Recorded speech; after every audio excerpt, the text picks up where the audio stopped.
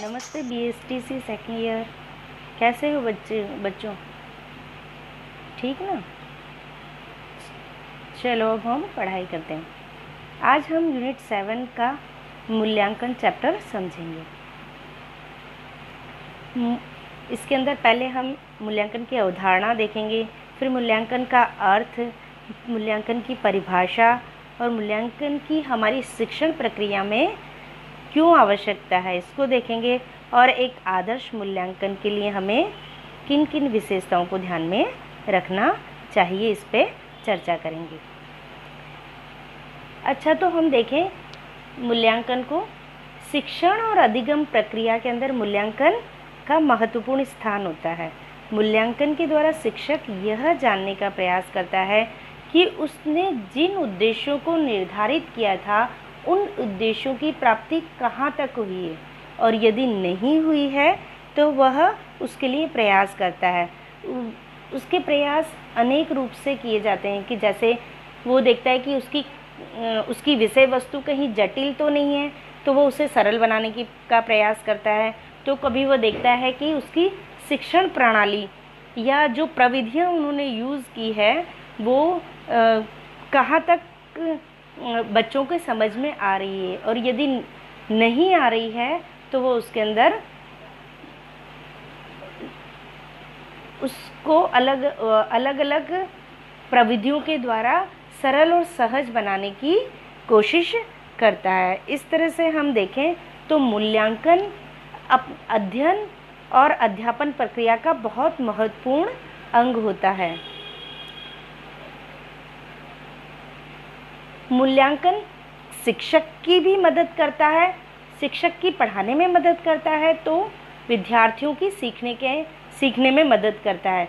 मूल्यांकन ऐसा माध्यम है जिसके द्वारा शिक्षक विद्यार्थियों के स्तर का पता लगाता है और उसके अनुसार अपनी शिक्षण व्यवस्था या शिक्षण योजना का निर्धारण करता है। वो बच्चों को देखता है कि बच्चे कहाँ तक मेरी बात को समझ पा रहे हैं, और यदि नहीं तो उन्हें किस बात में प्रॉब्लम आ रही है, कि कहीं भाषा तो कठिन नहीं है, भाषा क्लिष्ट तो नहीं है, या प्रविधि जो है उसका अच्छे से उपयोग हुआ है या नहीं, या उनकी जो प्रविधियां हैं वो कहीं बालक के स्तर से अधिक तो नहीं है या कठिन तो नहीं है उनके लिए समझने के लिए। तो इन सब का मूल्यांकन कर वो अपनी शिक्षण व्यवस्था को और अच्छी करने का प्रयास करता है। मूल्यांकन निरंतर चलने वाली प्रक्रिया है। मूल्यांकन वह माध्यम होता है जिसके द्वारा हम निर्धारण करते हैं कि निश्चित करते हैं कि छात्र क्या जानते हैं और उनके आगे हम उन्हें क्या बता सकते हैं, और उनके इस तरह से उनके स्तर को समझने का प्रयास किया जाता है। मूल्यांकन का शाब्दिक अर्थ देखें तो मूल्यांकन का शाब्दिक अर्थ होता है मूल्य का अंकन करना, अर्थात किसी वस्तु या मूल्य का निर्धारण करना। वे मूल्य कौन से होते हैं जो शिक्षक ने निर्धारित किए होते हैं। उन मूल्यों को विद्यार्थियों ने कहाँ तक प्राप्त किया, और उसे प्राप्त करने के लिए और किन बातों की आवश्यकता है या किन संसाधनों की उसे आवश्यकता है, इन सब का पता मूल्यांकन के द्वारा ही किया जाता है। मूल्यांकन को हम देखें तो यह अनवरत चलने वाली प्रक्रिया है। जब बालक विद्यालय में प्रवेश लेता है और वह जब तक वहाँ पर रहता है तब तक बालक का निरंतर मूल्यांकन होता रहता है। इसके लिए हम देखें तो कभी विषय वस्तु के रूप में मूल्यांकन होता है, तो कभी सह गतिविधियों के द्वारा उसके चरित्र का, शारीरिक विकास का, इस तरह उसके सर्वांगीण विकास को देखा जाता है। इस पर बल दिया जाता है कि बालक का सर्वांगीण विकास हुआ है या नहीं। इन सब बातों का पता लगाने के लिए हम मूल्यांकन की शिक्षक को बार बार आवश्यकता रहती है, और उस मूल्यांकन के द्वारा ही शिक्षक बच्चों को समझ में आ रहा है या नहीं, इस बात का भी पता लगाता है। हम परिभाषाओं को देखें तो जेरोलिक मैक के अनुसार मूल्यांकन वह प्रणाली है जिसके द्वारा पूर्व निर्धारित उद्देश्यों, ध्येयों और लक्ष्यों की प्राप्ति की मात्रा निर्धारित की जाती है। अर्थात जेरोलिक के अनुसार हम कह सकते हैं मूल्यांकन के द्वारा शिक्षक ने जो उद्देश्य निर्धारित किए हैं उनकी प्राप्ति कहाँ तक हुई है, और यदि नहीं हुई है तो शिक्षक उसका पता लगाकर उसके लिए उपचारात्मक शिक्षण भी दे सकता है। माइकेलिस के अनुसार मूल्यांकन उद्देश्यों की प्राप्ति की सीमा का निर्णय करने की प्रक्रिया है। मूल्यांकन के द्वारा अर्थात के अनुसार मूल्यांकन कोठारी आयोग के अनुसार मूल्यांकन की प्रक्रिया को क्रमिक बताया गया है और इसे एक महत्वपूर्ण अंग, शिक्षा व्यवस्था का एक महत्वपूर्ण अंग बताया गया है जो शिक्षा के उद्देश्यों को प्राप्त करने के लिए उपयोगी होता है। राइट स्टोन के अनुसार देखें तो मूल्यांकन एक नवीन प्रविधिक पद है जो मापन के व्यापक प्रत्यय को प्रस्तुत करता है। मतलब जो हमने मापा है, जो हमने पता लगाया है, उसका प्रस्तुतिकरण मूल्यांकन के द्वारा होता है। तो हम सार रूप में कह सकते हैं कि मूल्यांकन एक सतत चलने वाली प्रक्रिया है। तो हम कह सकते हैं कि मूल्यांकन एक सतत चलने वाली प्रक्रिया है। मूल्यांकन के द्वारा छात्रों के व्यवहार का परिवर्तन के बारे में पता चलता है कि हमने जो सिखाया है वो बच्चे सीखें।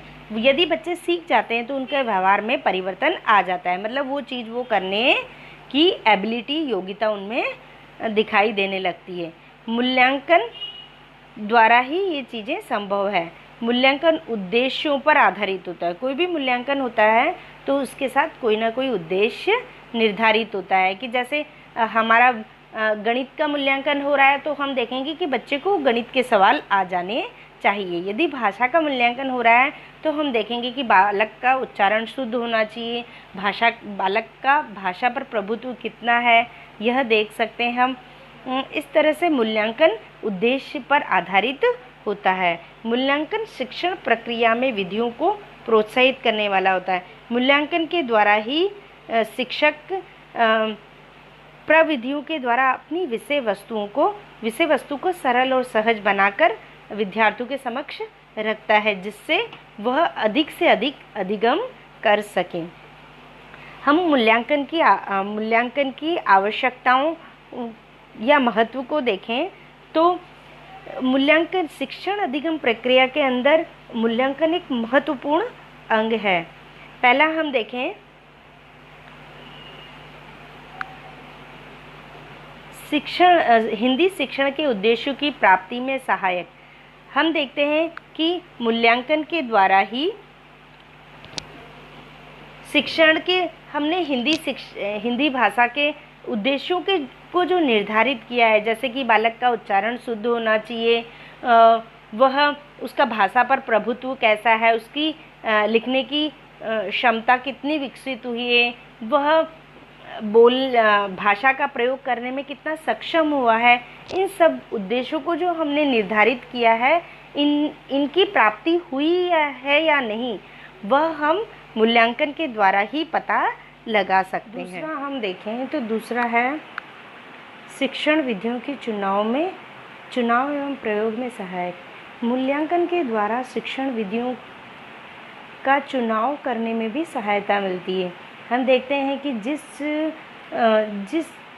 जिस प्रविधि या जिस विधि के द्वारा बच्चों को ज़्यादा अच्छा समझ आ रहा है तो उस विधि को कंटिन्यू रखा जा सकता है, और जिस प्रविधि और जिन विधियों के द्वारा बच्चों को समझ में नहीं आ पा रहा है या उनको उसे समझने में प्रॉब्लम होती है, तो हम उसमें सुधार भी कर सकते हैं उसको दूसरी प्रविधि का प्रयोग करके।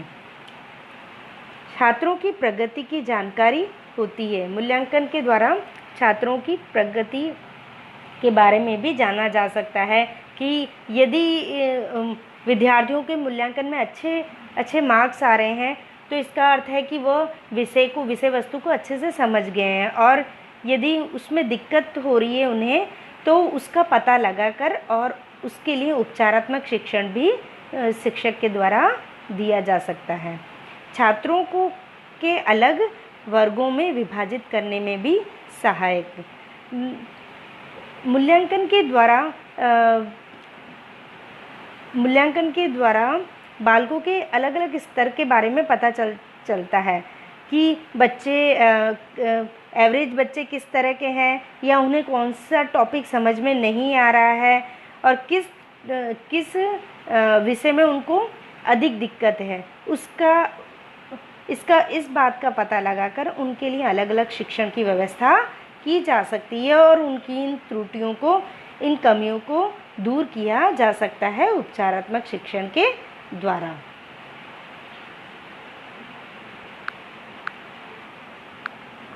मूल्यांकन के द्वारा बच्चों की रुचि, विद्यार्थियों की रुचि, योग्यता और उनकी क्षमताओं का पता लगाकर उसके अनुसार उनके व्यावसायिक मार्गदर्शन भी दिया जा सकता है कि इस विद्यार्थी की रुचि इस तरफ है तो ये इस क्षेत्र में अच्छा कर सकता है। इसके लिए भी मूल्यांकन अति आवश्यक है। आदर्श मूल्यांकन की विशेषताओं को हम निम्न रूप से देख सकते हैं। सबसे पहले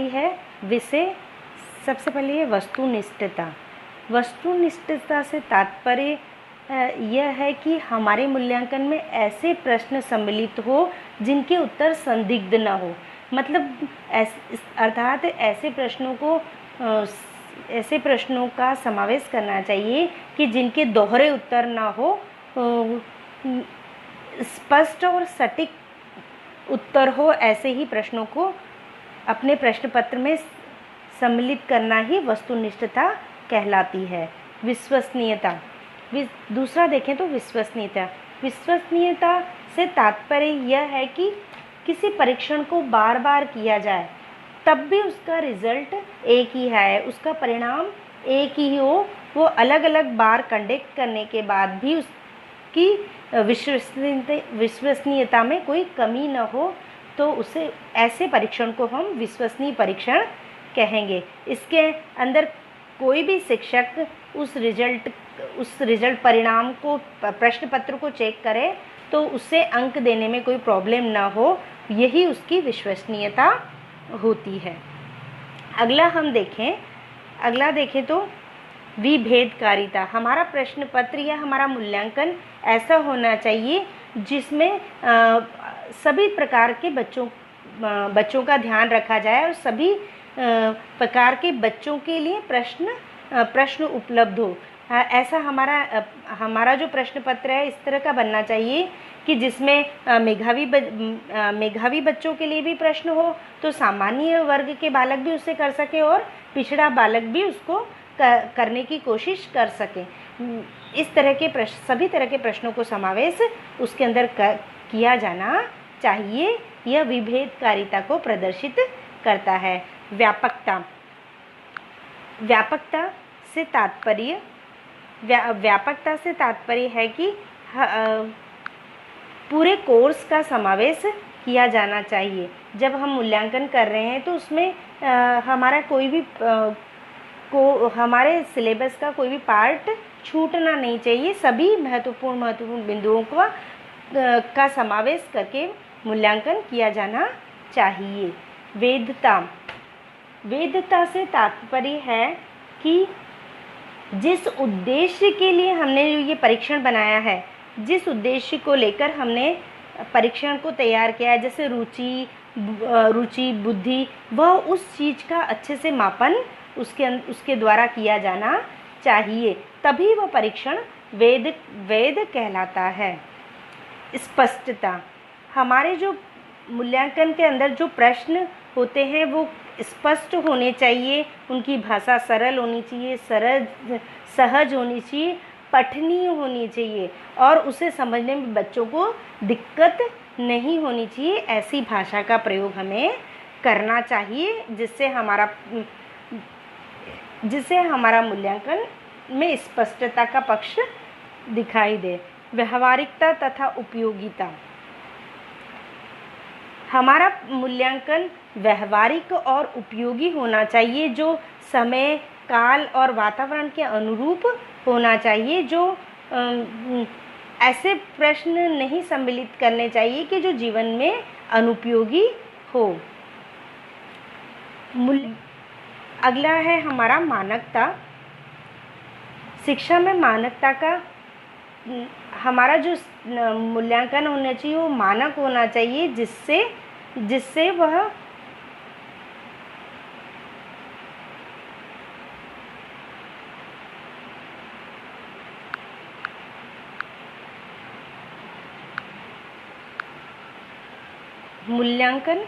मूल्यांकन में मानकता एक विशेष गुण होता है।